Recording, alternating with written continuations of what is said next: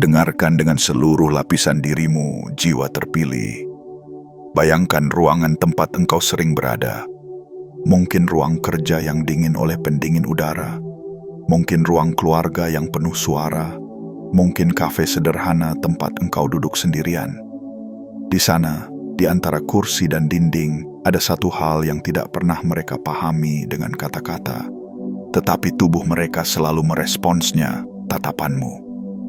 Engkau tidak banyak bicara. Engkau tidak suka berdebat panjang. Engkau bukan tipe yang sibuk membuktikan siapa dirimu. Namun entah mengapa, ketika matamu mengangkat kepala dan menatap, sesuatu di dalam diri mereka berubah arah. Kalimat yang tadinya hendak mereka ucapkan tiba-tiba mereka tahan. Gerakan tangan mereka melambat. Cara mereka duduk, berdiri, atau bahkan tertawa, pelan-pelan menyesuaikan dengan keberadaanmu. Seolah-olah, tanpa engkau sadari, ritme ruangan menunggu restu dari kedua matamu. Mungkin selama ini engkau hanya menganggapnya kebetulan. Engkau merasa, aku hanya diam. Kenapa mereka seperti itu? Tetapi jauh di lapisan terdalam energimu, ada sesuatu yang tidak lagi bisa disembunyikan. Engkau membawa pandangan yang tidak bisa dipermainkan. Tatapanmu tidak mencari sensasi, tatapanmu mencari kejujuran.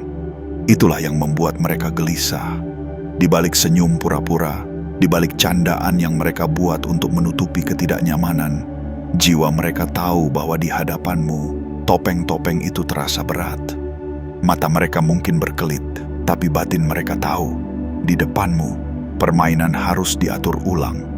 Di lingkar pertemanan, engkau sering mendapati momen-momen aneh yang tidak pernah engkau ceritakan pada siapapun. Ada saat ketika bercanda mereka terlalu berlebihan, tetapi ketika engkau menatap sebentar tanpa kata, suasana langsung bergeser. Tawa yang tadi nyaring menjadi mengecil. Nada yang tadinya merendahkan seseorang tiba-tiba mengendur. Mereka tidak berkata, "Maaf ya, aku kelewatan." Tapi sikap mereka berubah, seolah tatapanmu memberi garis tak terlihat. Sampai di sini saja. Engkau tidak mengancam mereka. Engkau hanya hadir dengan kesadaran yang berbeda. Dan kehadiran seperti itulah yang secara diam-diam mengatur cara mereka bergerak. Di tempat kerja atau dalam lingkungan yang lebih formal, engkau mungkin sering dianggap serius, misterius, atau sulit ditebak. Tapi sebenarnya bukan itu. Engkau hanya tidak tertarik memainkan drama yang membuat jiwa lelah. Itulah mengapa ketika seseorang berbohong, mengulur janji, atau menyembunyikan niat, mereka merasa tidak nyaman jika harus berbicara sambil menatap matamu. Bukan karena engkau menghakimi, tetapi karena pandanganmu tanpa sengaja menelanjangi motif mereka. Di hadapan orang lain, mereka bisa memutar narasi sesuka hati. Di hadapanmu, mereka hanya bisa menyesuaikan langkah. Tanpa sadar, mereka mengedit kata-kata mereka, menyusun ulang sikap mereka, hanya agar tidak terlihat terlalu jelas ketika dibaca oleh matamu. Engkau pun sering merasa asing dengan semua ini. Ada kalanya engkau pulang ke rumah dengan perasaan lelah bukan karena pekerjaan, tetapi karena energi yang engkau rasakan di antara orang-orang. Engkau bertanya dalam hati, kenapa setiap kali aku hadir suasana berubah? Seolah-olah semua orang menunggu persetujuan tidak langsung darimu. Mereka mungkin tetap meremehkanmu di belakang. Mungkin tetap menganggapmu tidak penting di percakapan mereka yang tersembunyi. Tetapi tubuh mereka tidak berani membohongi pengalaman ketika berada satu ruangan denganmu. Tatapanmu menjadi cermin, dan banyak orang tidak siap bercermin terlalu lama. Jiwa terpilih, sebelum kita melangkah lebih jauh, tarik napas pelan dan rasakan, engkau tidak sendirian. Terima kasih karena engkau sudah sampai di titik ini, masih bertahan mendengarkan, masih memberi ruang untuk suara seperti ini menyentuh dinding batinmu. Kehadiranmu di sini bukan kebetulan.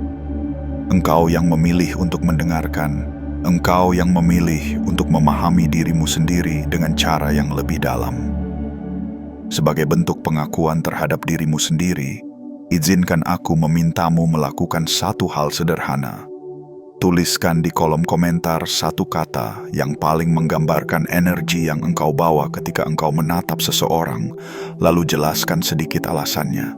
Satu kata saja, dan ceritakan mengapa kata itu terpanggil dari dalam dirimu. Dengan begitu, engkau tidak hanya mendengar naskah ini, tetapi juga ikut menegaskan siapa dirimu di hadapan dirimu sendiri. Jika engkau merasa naskah seperti ini menyalakan sesuatu di dalam batinmu, engkau boleh menekan like, mengaktifkan tombol subscribe, dan membiarkan lonceng notifikasi menyertaimu, agar setiap kali jiwamu mulai lelah, engkau punya tempat untuk pulang dan diingatkan. Bukan sekadar jadi angka di layar, tapi menjadi bagian dari barisan jiwa-jiwa yang diam, dalam, namun berbahaya bagi setiap manipulasi yang mencoba mengaturnya. Karena di sini, engkau tidak diminta berubah menjadi orang lain. Engkau diajak untuk mengingat siapa dirimu. Sekarang, mari kembali ke hal yang sering tidak engkau sadari. Cara orang lain mengatur langkah berdasarkan tatapanmu. Perhatikan orang-orang yang diam-diam selalu memantau reaksi wajahmu setiap kali mereka berbicara. Perhatikan bagaimana seseorang yang ingin mengambil keuntungan tiba-tiba mengubah redaksinya ketika menyadari engkau tidak terkesan. Perhatikan bagaimana mereka menahan kalimat sinis ketika menyadari engkau mendengar dengan penuh kesadaran, bukan dengan emosi yang mudah dimainkan. Itulah momen ketika energi batinmu mengambil alih ruangan. Engkau tidak berkata apapun, tetapi jiwa mereka membaca. Jangan sembarangan di depan orang ini. Dari sudut pandang psikologi yang halus, orang-orang yang belum berdamai dengan dirinya sendiri cenderung merasa terganggu oleh mata yang tenang. Karena ketenangan itu terasa seperti pengadilan yang tak bersuara. Mereka terbiasa menghadapi tatapan yang penuh reaksi, tatapan kagum, tatapan takut, tatapan ingin diterima. Namun tatapanmu berbeda. Ia tidak sedang memohon disukai, tidak sedang mengejar validasi, tidak sedang sibuk membuktikan bahwa engkau layak. Tatapanmu berdiri sebagai sesuatu yang sudah cukup. Dan bagi jiwa yang rapuh, bertemu dengan sesuatu yang sudah cukup adalah ancaman yang tidak mereka pahami. Di sisi lain, jiwa-jiwa yang tulus dan lelah mencari tempat untuk beristirahat, justru menemukan ketenangan ketika bersinggungan dengan tatapanmu. Mereka bercerita lebih dalam, lebih jujur, lebih apa adanya, karena mereka merasakan bahwa engkau tidak sedang menggunakannya. Mereka mungkin berkata, entah kenapa kalau cerita sama kamu rasanya plong, padahal engkau merasa hanya mendengarkan dan beberapa kali menatap dengan perhatian. Di titik inilah engkau perlu menyadari, tatapanmu bukan hanya alat untuk membaca, tetapi juga ruang bagi orang lain untuk meletakkan beban. Keduanya terjadi bersamaan. Mereka yang penuh trik merasa terancam. Mereka yang penuh luka merasa dilindungi. Jiwa terpilih, engkau seringkali disalahpahami. Ada yang menyebutmu dingin. Ada yang menuduhmu angkuh. Ada yang mengira engkau menyimpan niat buruk hanya karena engkau tidak banyak tertawa di panggung yang menurut mereka lucu. Padahal, engkau hanya menolak memalsukan respons. Di dunia yang terbiasa berpura-pura, kejujuran ekspresimu terlihat seperti pelanggaran. Dan lagi-lagi, mereka menyesuaikan cara mereka bergerak. Mereka mulai berhati-hati jika berada terlalu dekat. Mereka mulai menata kata-kata, bukan karena menghormatimu, tapi karena mereka takut apa yang mereka sembunyikan terlihat oleh matamu sendiri. Namun ingat, engkau tidak diciptakan untuk menjadi hakim yang sibuk menjatuhkan vonis kemana-mana. Engkau diciptakan dengan pandangan yang tajam agar engkau tahu kapan harus menjaga jarak, kapan harus menetapkan batas, dan kapan harus membuka pintu. Tatapanmu adalah pagar tak kasat mata yang melindungimu dari niat-niat yang tidak bersih. Saat engkau mulai sadar bahwa orang-orang tertentu selalu menghindari kontak mata denganmu ketika mereka berbohong, itu bukan sekadar kebetulan. Itu adalah tubuh mereka yang mengakui bahwa di hadapanmu, kebohongan terasa terlalu berat untuk dipikul. Dalam perjalanan batinmu, engkau perlahan mengerti bahwa tatapanmu adalah hasil dari segala yang pernah engkau lalui. Luka-luka yang tidak engkau ceritakan, doa-doa yang engkau bisikkan di malam-malam sunyi, keputusan-keputusan berat yang pernah engkau ambil sendirian, semua itu berkumpul menjadi satu warna di matamu. Bukan warna yang terlihat, tapi warna energi yang dirasakan. Ketegasanmu, kelelahanmu, ketabahanmu, dan semua hal yang pernah membuatmu hampir menyerah, kini menyatu menjadi cara engkau memandang dunia. Itulah mengapa dunia pun terpaksa menata ulang geraknya di sekelilingmu. Ada masa ketika engkau meragukan dirimu sendiri dan bertanya, apakah aku terlalu keras? Apakah aku terlalu menakutkan? Tetapi jauh di dalam dirimu, engkau juga tahu bahwa engkau tidak pernah berniat melukai. Engkau hanya tidak lagi sanggup ikut menari di atas panggung yang penuh kebohongan.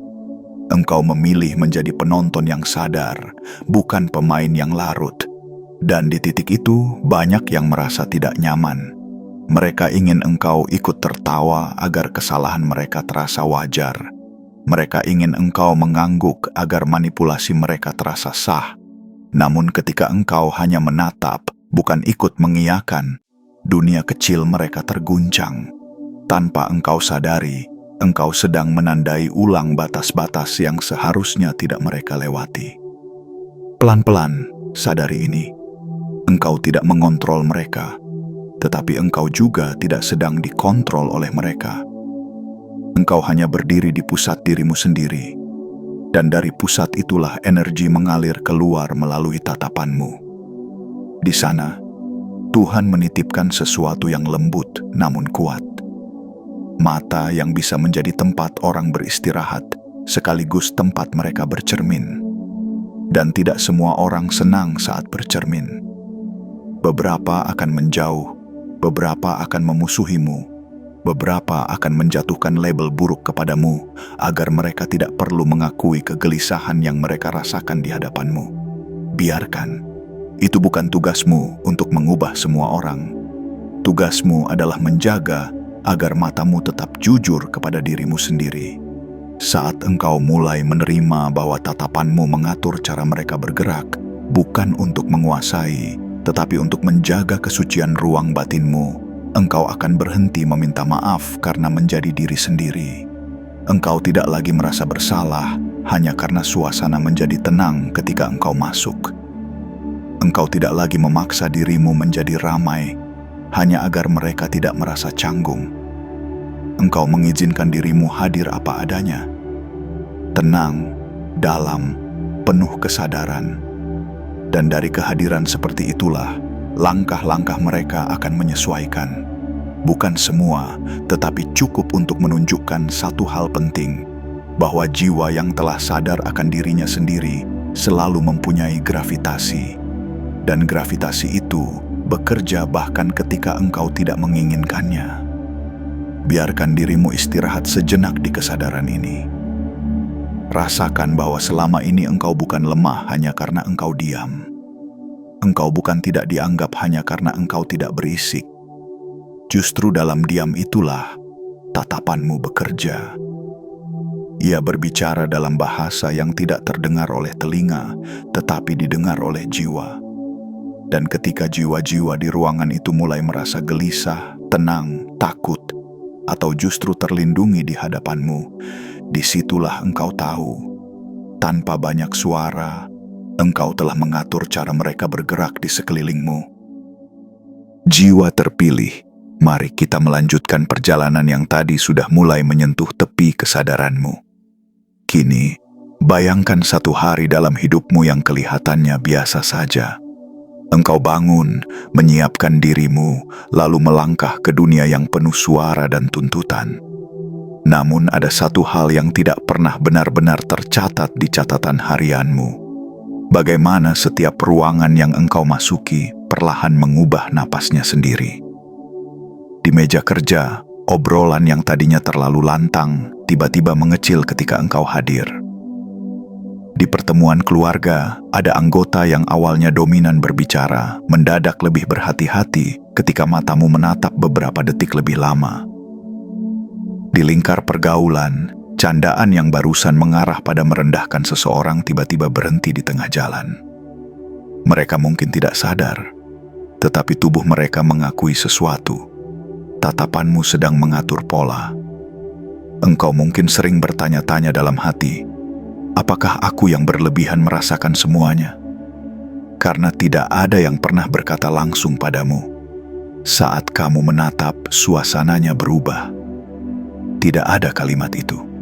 Yang ada hanya rasa canggung dalam tawa, jeda aneh di antara kalimat, atau perubahan topik yang tiba-tiba. Engkau kembali ke rumah dan bangun lagi keesokan hari, mengira bahwa semuanya biasa saja. Padahal, di balik semua dinamika halus itu, ada sebuah energi yang terus bekerja melalui caramu memandang. Bukan energi untuk mendominasi, tetapi energi untuk menjaga dirimu dan menata ulang batas yang dulu tidak pernah engkau miliki. Tarik napas pelan. Rasakan setiap peristiwa kecil yang pernah membuatmu merasa aneh tanpa alasan. Momen ketika seseorang berusaha bercanda dengan menyinggungmu, lalu begitu mata kalian bertemu, ia seperti menarik kembali tangannya secara halus. Momen ketika seorang atasan, rekan, atau teman mencoba memanipulasi percakapan, tetapi ketika engkau menatap dengan tenang, seolah ada sesuatu di dalam dirinya yang goyah. Ia mungkin melanjutkan kalimatnya, tetapi nadanya berkurang. Ia mungkin tetap berusaha terlihat kuat, tetapi matanya tidak lagi setegak tadi. Di titik-titik seperti inilah, engkau mulai mengerti. Tatapanmu bukan sekadar refleks, melainkan cerminan dari dirimu yang telah melalui terlalu banyak hal untuk kembali pura-pura tidak mengerti. Sebagian dari kekuatan tatapanmu lahir dari luka-luka lama yang tidak pernah engkau publikasikan. Engkau pernah dikhianati, diremehkan, diminta memahami orang lain tanpa ada yang mau memahami batinmu sendiri. Engkau pernah menjadi tempat orang bercerita, tetapi ketika engkau runtuh, ruangan menjadi sepi. Engkau pernah menjadi penguat bagi banyak orang, namun ketika engkau mencari sandaran, yang tersisa hanya tembok. Dari semua itu engkau belajar diam, namun bukan diam yang mati, melainkan diam yang mengamati. Dan diam yang mengamati itu perlahan-lahan naik ke mata, menjadi cara baru untuk memandang dunia dengan lebih jernih. Ini yang membuat tatapanmu berbeda. Bukan karena engkau terlahir menakutkan, tetapi karena engkau ditempa oleh kenyataan yang memaksamu dewasa sebelum waktunya. Ada orang yang tatapannya penuh tuntutan, ingin dikagumi, ingin dibenarkan, ingin diistimewakan. Tatapan seperti itu melelahkan, dan orang-orang di sekitarnya sering merasa tercekik. Tapi tatapanmu lain, energi di baliknya bukan lihat aku, melainkan aku melihatmu apa adanya. Dan bagi jiwa-jiwa yang menyembunyikan niat di balik sopan santun, dilihat apa adanya itu terasa mengancam. Mereka takut engkau melihat kelemahan yang mereka tutupi dengan topeng percaya diri. Mereka takut engkau membaca niat yang mereka bungkus rapi dengan kata-kata manis. Itulah mengapa tanpa sadar, mereka menata ulang cara mereka bergerak. Mereka mulai menjaga jarak tertentu dari inti kejujuran dirimu. Dari sudut halus perjalanan batin, tatapanmu juga menyimpan cerita tentang bagaimana engkau dulu pernah berusaha terlalu keras untuk disukai. Masanya mungkin sudah lewat, tetapi jejaknya masih engkau ingat. Ketika itu engkau menertawakan hal-hal yang tidak lucu hanya agar dianggap menyenangkan. Engkau ikut setuju dalam pembicaraan yang sebenarnya melukai seseorang, hanya agar tidak dikeluarkan dari lingkaran. Engkau mengiyakan permintaan-permintaan yang membuatmu lelah, hanya karena engkau takut dilabeli egois. Hingga suatu hari, engkau terlalu lelah berkhianat kepada dirimu sendiri. Di sanalah engkau mulai berhenti menghibur semua orang. Di sanalah engkau mulai berkenalan dengan tatapan baru. Tatapan yang lebih memilih jujur daripada disukai. Tatapan baru itulah yang sekarang bekerja di dunia sosialmu. Engkau mungkin tidak menyadarinya, tetapi ketika engkau berhenti mengangguk pada hal-hal yang bertentangan dengan nurani, matamu menjadi lebih tegas tanpa harus marah. Dan orang-orang yang dulu dengan mudah mengaturmu kini mulai kebingungan. Mereka mencoba pola lama, bercanda lewat batas, memanfaatkan kebaikanmu, meminjam energimu tanpa pernah mengembalikan. Tetapi responmu tidak lagi sama. Engkau tidak lagi mudah terkecoh oleh rayuan halus yang dulu berhasil. Engkau menatap, mendengar, lalu membiarkan keheningan turun. Itulah keheningan yang membuat mereka mengubah rencana. Jiwa terpilih, ada seni yang pelan-pelan sedang engkau pelajari. Seni melindungi dirimu tanpa harus berperang. Tatapanmu adalah salah satu alatnya. Saat engkau menatap dengan sadar, engkau sebenarnya sedang berkata, "Aku hadir, aku melihat, aku tidak akan pura-pura tidak mengerti."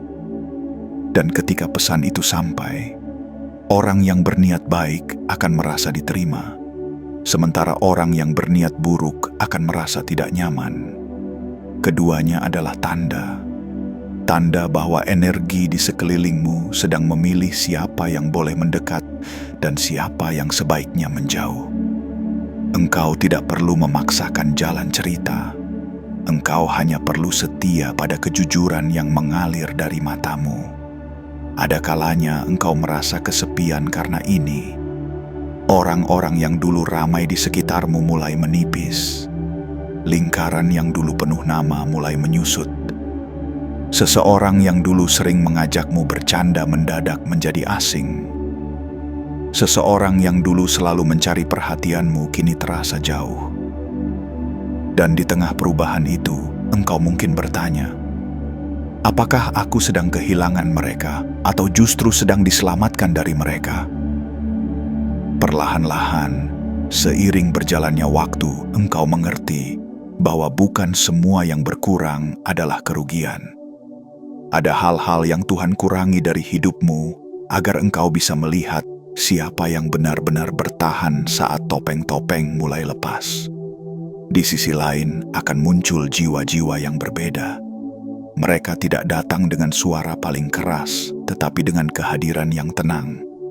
Mereka tidak memaksamu tertawa, tetapi duduk di dekatmu dan merasa cukup hanya dengan bercerita apa adanya. Di depan tatapanmu, mereka tidak merasa dihakimi, tetapi justru merasa dilihat dan dihargai.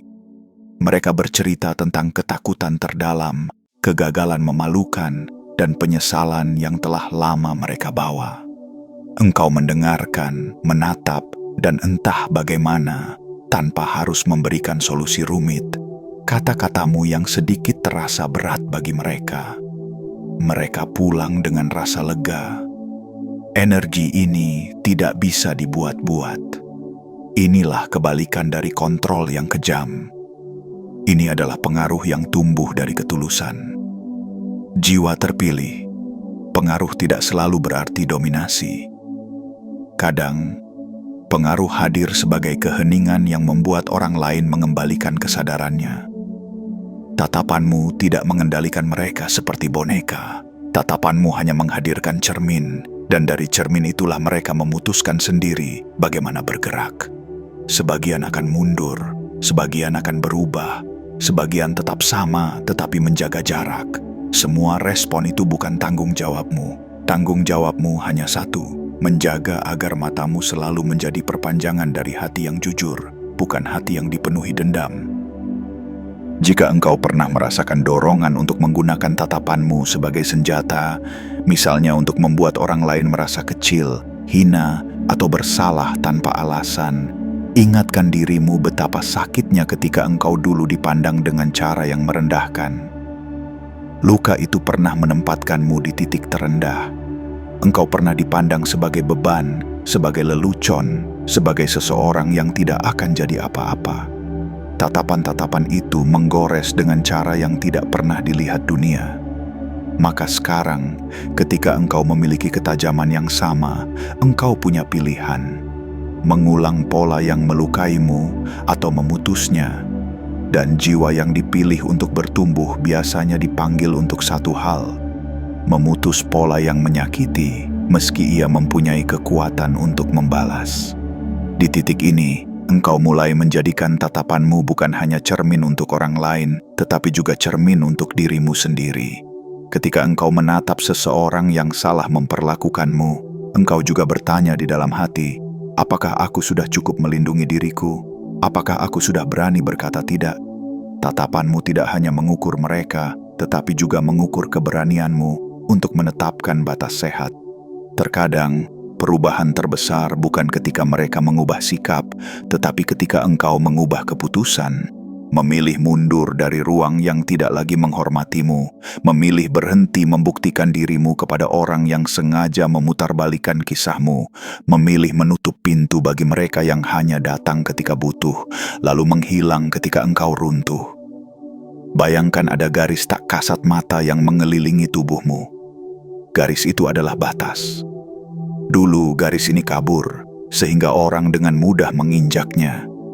Tatapanmu saat itu masih sering meminta pengakuan, sehingga engkau membiarkan orang lain lewat tanpa diingatkan. Kini, garis itu semakin jelas. Tatapanmu menjaganya. Ketika seseorang melangkah terlalu dekat dengan niat yang tidak bersih, matamu mengirimkan pesan yang belum tentu bisa mereka jelaskan. Tetapi mereka merasakannya. Jangan sembarangan di sini. Ketika seseorang masuk dengan kelelahan dan ketulusan, garis itu terbuka dan tatapanmu berkata, "Kamu aman." Di sini, engkau mulai memahami bahwa menjadi jiwa yang mampu mengatur cara orang bergerak bukan berarti engkau mengoperasikan mereka satu persatu. Engkau hanya menjaga kualitas medan di sekelilingmu. Seperti sebuah rumah yang dipenuhi ketenangan, orang yang masuk ke dalamnya akan menurunkan suaranya secara otomatis. Mereka berjalan lebih pelan, mereka duduk dengan lebih tenang, mereka bicara dengan lebih lembut. Bukan karena rumah itu memaksa, tetapi karena suasananya mengundang. Demikian juga dirimu. Tatapanmu adalah bagian dari suasana batin yang engkau bawa. Siapapun yang masuk di wilayah itu akan menyesuaikan diri. Namun, dalam setiap perjalanan selalu ada yang mencoba merusak tatanan halus ini. Ada orang yang, ketika menyadari engkau tidak mudah diatur, akan mencoba membuatmu terlihat salah. Mereka mungkin memutarbalikkan cerita, mengajak orang lain melihatmu sebagai sosok yang dingin, overthinking, terlalu sensitif, atau sulit diajak bekerja sama. Pada momen seperti ini, ingat bahwa seseorang yang merasa kehilangan kendali terhadapmu seringkali akan berusaha mengendalikan bagaimana dunia memandangmu. Mereka mungkin bicara di belakang, menanamkan keraguan, atau memainkan peran sebagai korban. Tugasmu bukan memburu setiap narasi yang mereka sebarkan.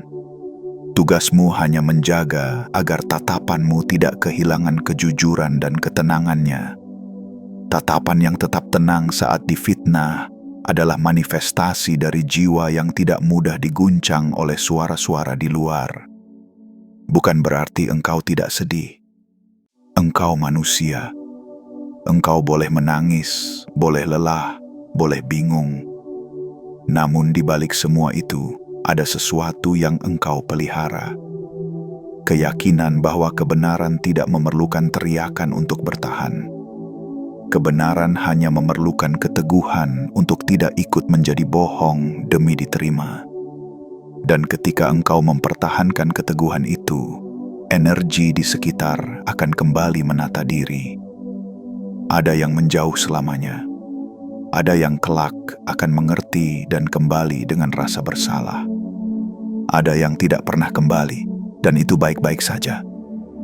Jiwa terpilih, jangan meremehkan betapa jauh pantulan tatapanmu bergerak di dalam kehidupan orang lain. Mungkin hari ini engkau merasa tidak berarti karena tidak ada yang berterima kasih atas kejujuranmu. Mungkin engkau merasa diabaikan karena engkau bukan orang yang paling ramai di ruangan. Namun bertahun-tahun dari sekarang, Seseorang bisa jadi akan teringat bagaimana tatapanmu pernah menghentikan mereka dari melakukan sesuatu yang lebih buruk. Seseorang mungkin akan sadar bahwa ucapan kasarnya berhenti di tengah kalimat karena ia mendadak merasa malu saat melihat matamu.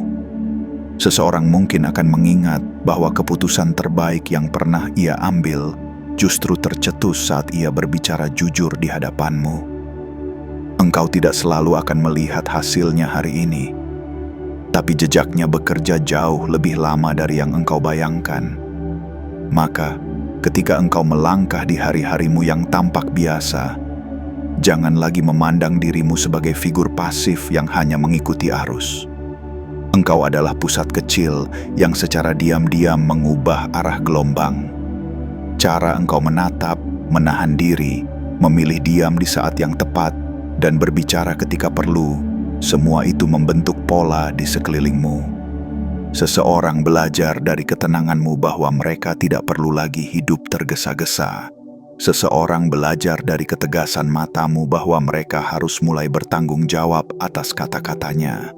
Seseorang belajar dari caramu mengundurkan diri tanpa drama bahwa mereka tidak lagi bisa memperlakukan semua orang sesuka hati.